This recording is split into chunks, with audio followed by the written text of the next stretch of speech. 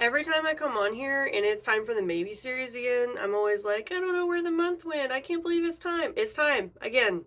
And I still can't believe it.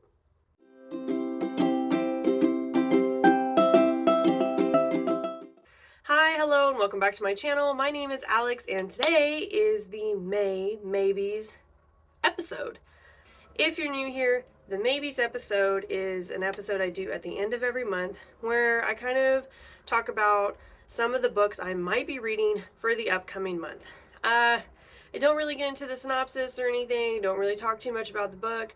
I just kind of talk about why I picked it, and yeah, that's about it. And this is kind of like my potential TBR for the next month, but I'll only end up picking like maybe 2 or 3 of these books in my final lineup, and that's only if time permits, which my time has been really limited this year. So yeah.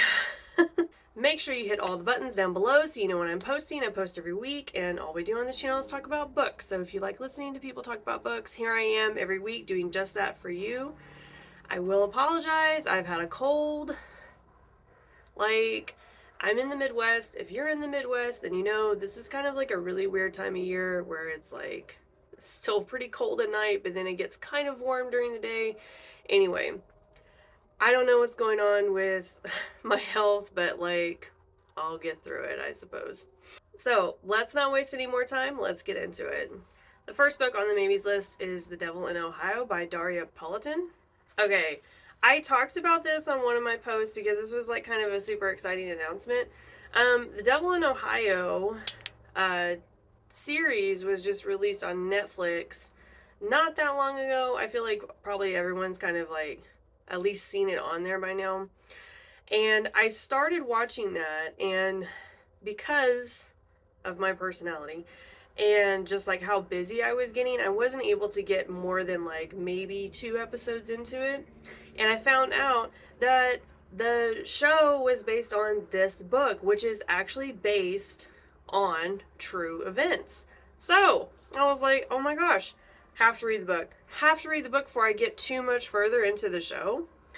And then I want to watch the rest of the show, which is already pretty interesting to me, and then do, film versus book or whatever, because I do that on my channel. So if you don't know, I'll give you like the kind of overview of it. Young girl gets found on the side of the road. She gets brought into the hospital, and one of the people that's called into the hospital to do like a check on her is a child psychologist. And it turns out that the child psychologist takes this girl into her home to kind of like prepare her and help her to get into like a foster program. So she's kind of like, I guess you would say like rehabbing her a little bit to prepare her for a foster home. And like in the process of doing all that and everything, we find out that like she's part of a cult. And the cult's basically not going to stop looking for her because she's like super important or something. And I think in the book we're getting the perspective of the young girl, and we're also getting the perspective of the doctor, the child psychologist's daughter, that is kind of thrust in this situation of having to live and help socialize this girl that was part of a cult that's now in her home. The reviews for this are not great, which is like super disheartening because, like I said, I started watching the series, and the series looks really good, and I've liked it so far. I also have like a really big interest in cults, especially like satanic cults, which this one is. I'm pretty sure. I'm gonna go on a limb and say that's what it is. To see like a lot of negative reviews was really disheartening.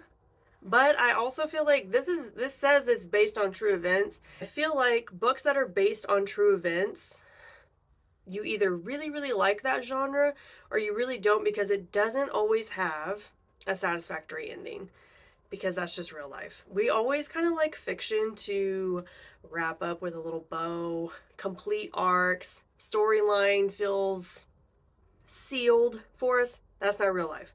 This is one of the reasons why I cannot read true crime, is usually because the judicial system just like completely lets me down, and it hurts a little bit, and I feel like there's not enough closure with true crime. This may be the case with this book. I don't know.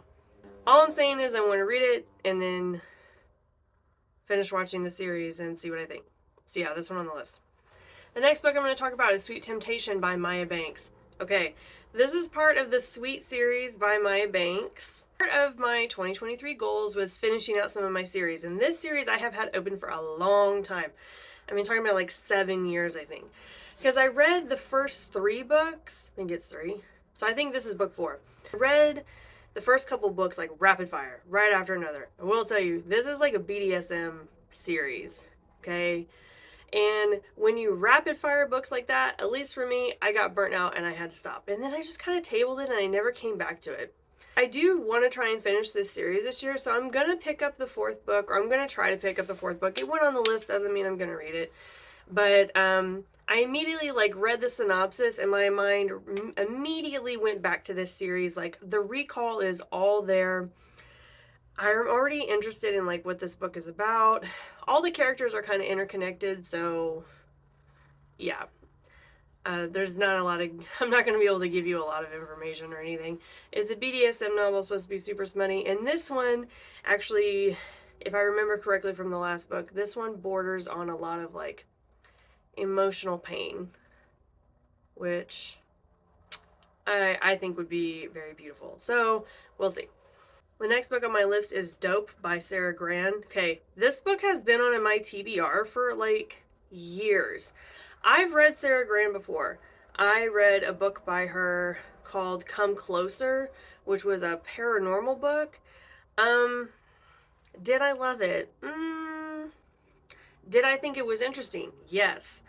It was not really what I was looking for in a paranormal book, but that didn't mean it was bad. Like, the way that she wrote it was really cool, and I did enjoy the writing style.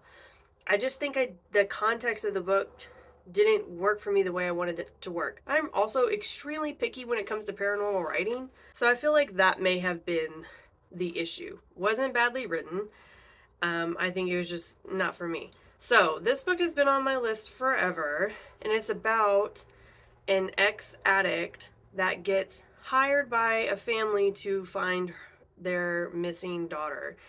And our main character ends up having to like slip in to her old lifestyle in order to find this missing person.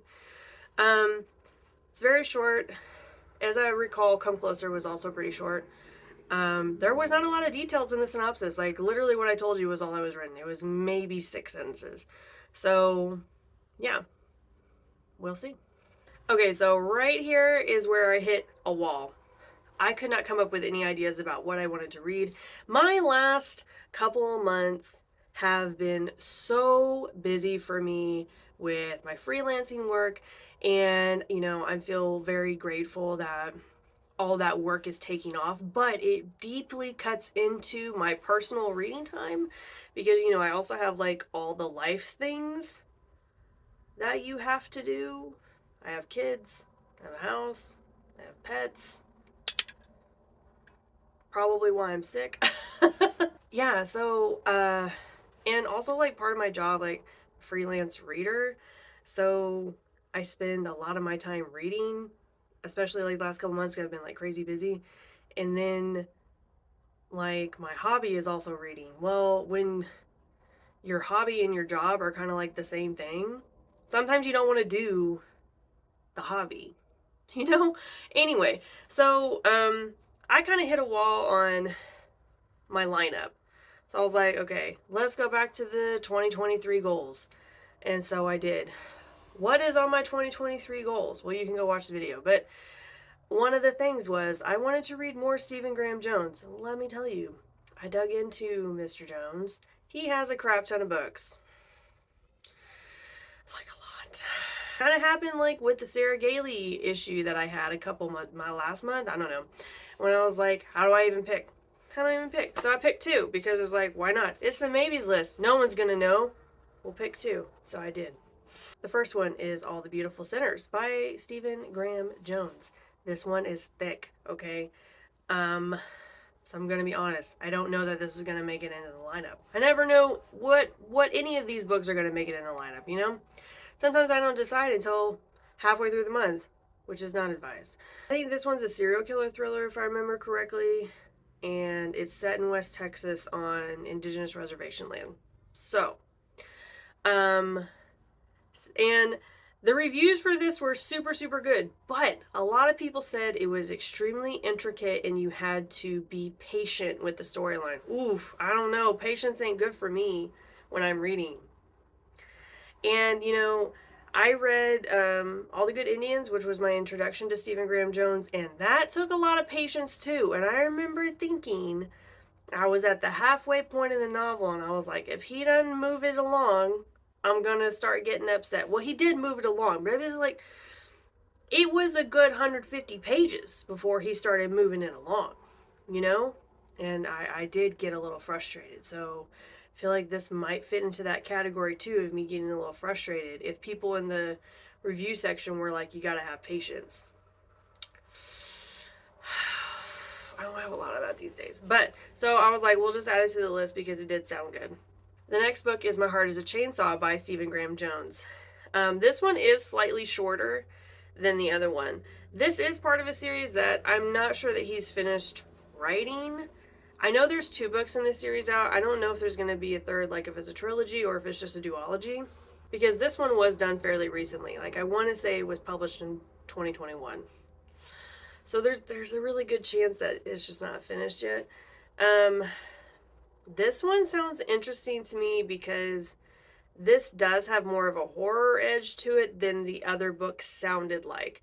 And, All the Good Indians is, or was a horror book. So I know Stephen Graham Jones can write horror and I know he can write gore. And so I was really attracted to this book.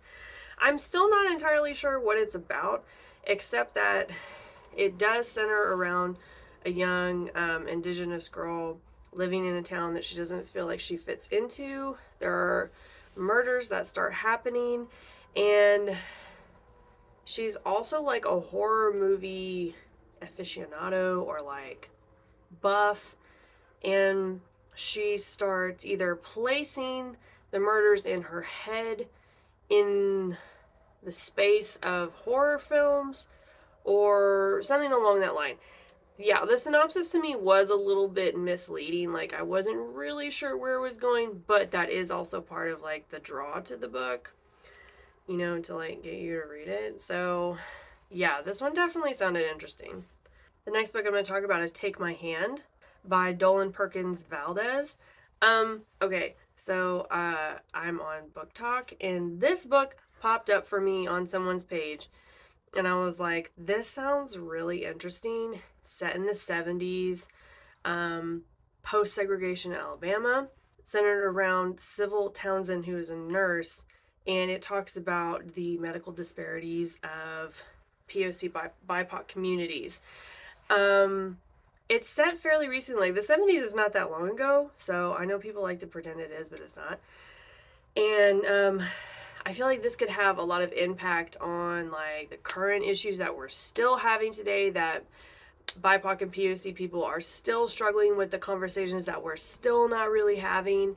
I think that this could potentially be an amazing book.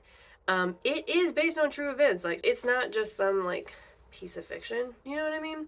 It sounded super interesting, and I really trust this in this creator's opinion. Like, I've gotten other suggestions from their page and never steer me wrong. So yeah. The last book on the list is We're All Damaged by Mathew Norman. Okay, don't know where this book came from. Let's be honest. At this point, I was like, this lineup's a little dark, a little heavy. Maybe we should throw a funny book in there. So yeah, this one's supposed to be funny, I guess. Read the synopsis, sounds okay. The reviews are really good. Never read this author before. Typically don't read books like this, but maybe it's time to like get out of my shell a little bit. All I know is I typically read a lot of darker novels, but over the past year, like through my book club and stuff, I have been reading a lot more like what you consider like literary fiction, which is a genre I typically avoid. And I found that I've actually kind of liked them a little bit. So it's like, it's okay to venture outside your typical genres. And this is venturing outside of my typical genre. So yeah, will it get read? I don't know. What's it about? Also, kind of hazy on the details. It's supposed to be funny. Yeah, we'll see if it gets read. Of course, there's always a spot on my list for my book club book. I run a book club, and I'm actually like kind of excited about the book club for this month because I was not expecting the members to vote for it. I'm gonna be really excited to talk about it, especially if it's good at the end of May. Yeah, because I was not expecting it to get voted for. Everyone surprised me. Make sure you hit all the buttons down below so you know when I'm posting. I post every week, and I'm excited about the wrap up next week because